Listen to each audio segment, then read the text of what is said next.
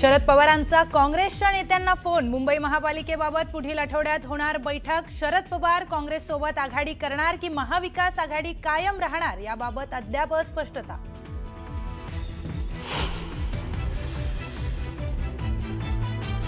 ठाकरेंची शिवसेना काँग्रेसला सोबत घेण्यावर अजूनही ठाम। आपली फाटाफूट झाली तर दोघांचाही तोटा होण्याची शक्यता।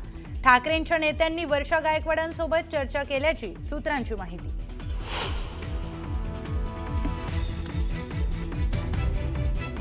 मुंबईमध्ये भाजप 100हून जास्त जागा जिंकण्याचा अंदाज। भाजपच्या अंतर्गत सर्वेक्षणात महायुतीला बहुमत मिळणार असल्याचा निष्कर्ष।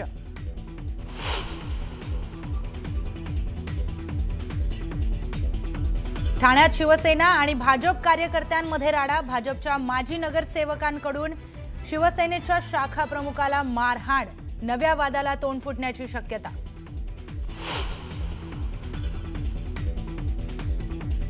ज्याच्या आश्रयाखाली काम करायचं त्यालाच फसवायचं। आता गल्ली तू दिल्ली अशी त्यांच्या कमळाच्या दिशेने वाटचाल सुरू आहे। नाव न घेता महेंद्र दळवींची सुनील तटकरेंवर टीका।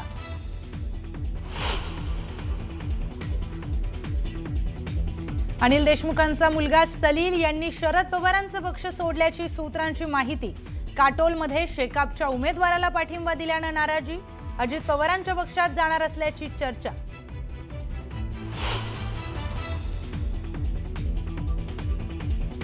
टक्केवारी मिळत नसल्यानं डीपीडीसीचा निधी थांबवला। खासदार प्रणिती शिंदेंचा जयकुमार गोरेंवर गंभीर आरोप। आम्ही कलेक्टर आणि प्रशासनाविरोधात कोर्टात जाणार असल्याचाही इशारा।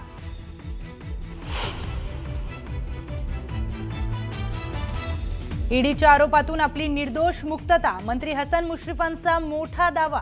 राजकीय वर्तुळात चर्चांना उधाण तर मुश्रीफ शरद पवारांसोबत असताना ईडीने केली होती छापेमारी।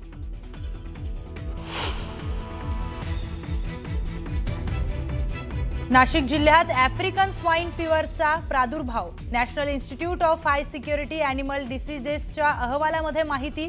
पाथर्डी परिसरातील 1 किलोमीटरचं क्षेत्र बाधित क्षेत्र म्हणून घोषित।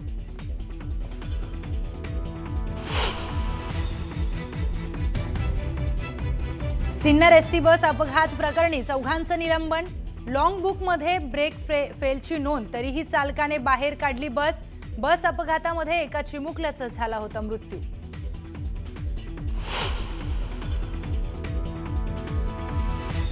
नागपूरच्या प्रादेशिक मनोरुग्णालयामध्ये मधमाशांचा रुग्णांवर हल्ला। हल्ल्यामध्ये एका रुग्णाचा मृत्यू तर 39 रुग्ण जखमी। 9 गंभीर जखमी रुग्णांवर मेडिकल रुग्णालयात उपचार सुरू।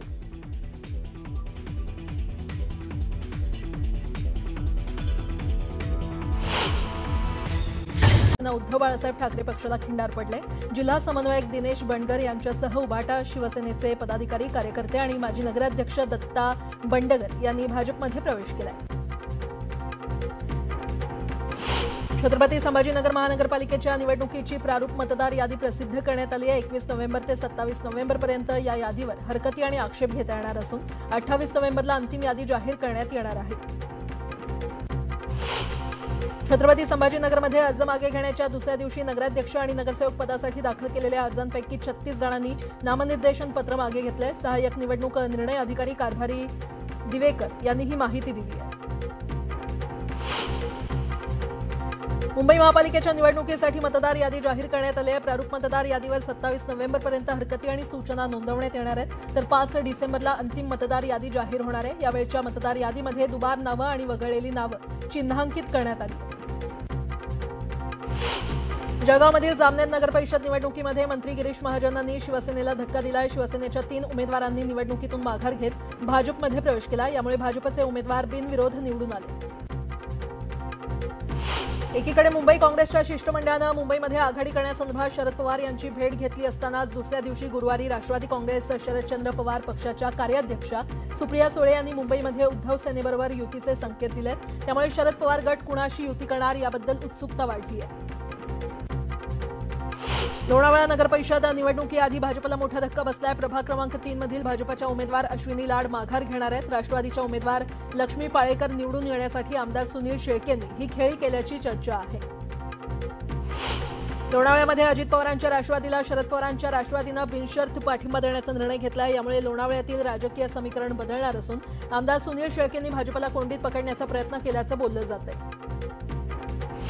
2.5 कोटींवर लाडक्या बहिणींची ई-केवायसी सुरू केल्यानंतर अनेक बाबी समोर येऊ लागलेल्या आहेत। मोठ्या प्रमाणात सरकारी कर्मचाऱ्यांनी लाडकी बहिणी योजनेचा लाभ घेतल्याचं समोर आलंय।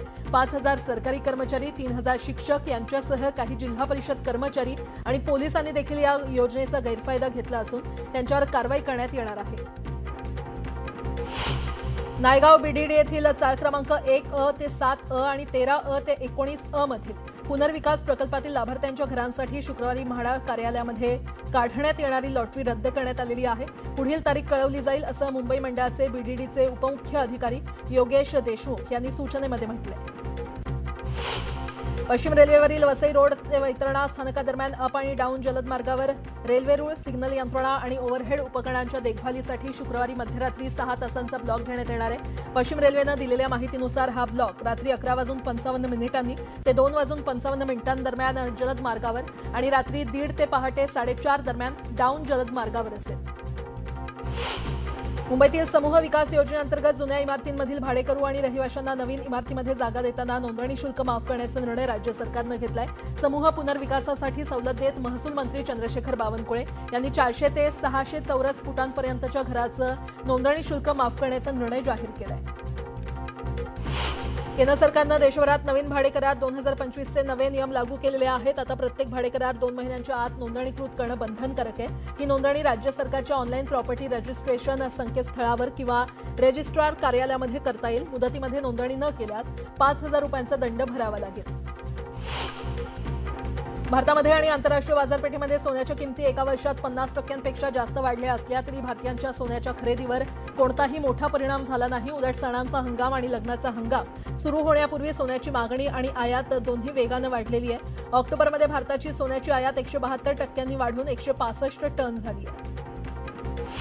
नवीन आधार ॲपद्वारे कागद न वापरता ओळख शेअर करता येईल आणि आधारशी संबंधित पूर्ण किंवा निवडक माहिती पडताळून पाहण्याचा पर्याय मिळणार आहे। एका अधिकृत निवेदनात ही माहिती देण्यात आली असून नवीन आधार ॲप तयार करण्याचं काम सुरू आहे। रेल्वेच्या हद्दीतील प्रभादेवी रोड ओव्हरब्रिज पाडण्यासाठी वे लीव्हसह इतर विभागीय शुल्क आणि सेवा वाहिन्या हलवण्याच्या शुल्कापोटी मध्य रेल्वेनं आता 47 कोटी रुपयांची मागणी केलेली आहे। भारतीय रेल्वेनं जारी केलेल्या नव्या नियमावलीनुसार पश्चिम रेल्वे पाठोपाठ आता मध्य रेल्वेनं देखील वे लीव्ह शुल्क मागितलेलं आहे। गेल्या काही दिवसांपासून मुंबईतील हवेचा गुणवत्ता निर्देशांक सातत्यानं वाईट श्रेणीमध्ये नोंदवला जातोय। प्रदूषण नियंत्रणासाठी ज्या परिसरातील हवा गुणवत्ता निर्देशांक 200हून अधिक असेल तेथील कारणीभूत उद्योग आणि बांधकामं बंद करावीत, तसंच मार्गदर्शक तत्वांचं उल्लंघन करणाऱ्यांविरोधात कठोर कारवाई करावी अशा स्पष्ट सूचना महापालिका अतिरिक्त आयुक्तांनी दिल्या आहेत। पूर्व पश्चिम द्रुतगती महामार्गावरील महाराष्ट्र राज्य रस्ते विकास महामंडळाचे तसेच मुख्य रस्त्यावरील महत्त्वाच्या उड्डाणपुलांची महापालिकेनं तातडीनं डागडुजी हाती घेतलेली आहे। पूर्व द्रुतगतीवरील MSRDCच्या पुलाची मास्टिक टाकून सुधारण्यासाठी 62 कोटी तर पश्चिम द्रुतगतीवरील पुलांच्या डागडुजीसाठी 73 कोटी रुपयांचा खर्च अपेक्षित आहे। मुंबईतील गजबजलेल्या रस्त्यांवरून पादचाऱ्यांना सुरक्षितपणे चालता यावं यासाठी महापालिकेनं युनिव्हर्सल फुटपाथ पॉलिसी राबवण्यासाठी प्रक्रिया सुरू केली आहे। त्यानुसार प्रमुख रस्त्यांवरील फुटपाथची पुनर्रचना, रुंदीकरण तसंच ते अडथळेमुक्त करण्यात येणार आहे। या कामासाठी पूर्व उपनगरातील रस्त्यांसाठी 34 कोटी तर शहर विभागातील रस्त्यांसाठी 36 कोटींची निविदा प्रक्रिया सुरू करण्यात आली आहे। महाराष्ट्र शिक्षक पात्रता परीक्षा यंदा अधिक काटेकोर सुरक्षा व्यवस्थेसह 23 नोव्हेंबर रोजी पार पडणार आहे। परीक्षा केंद्रांवरील गैरप्रकारांना आळा बसावा यासाठी बायोमेट्रिक हजेरी, AI आधारित लाईव्ह CCTV यासह नव्या फोटो व्ह्यू आणि कनेक्ट व्ह्यू प्रणाली कार्यान्वित होत आहेत। शैक्षणिक संस्था, रुग्णालय, बस थांबे अशा सार्वजनिक ठिकाणच्या भटक्या श्वानांना हटवून नियोजित निवारा केंद्रांमध्ये स्थलांतरित करण्याचे आदेश सर्वोच्च न्यायालयानं दिले असून या आदेशानुसार मुंबई महापालिकेला मोठ्या प्रमाणात श्वान निवारे उभारावे लागणार आहेत। मुंबईमध्ये सुमारे 30 ते 40 हजार भटके श्वान असण्याची शक्यता असून जागेअभावी बहुमजली निवारे उभारावे लागणार आहेत।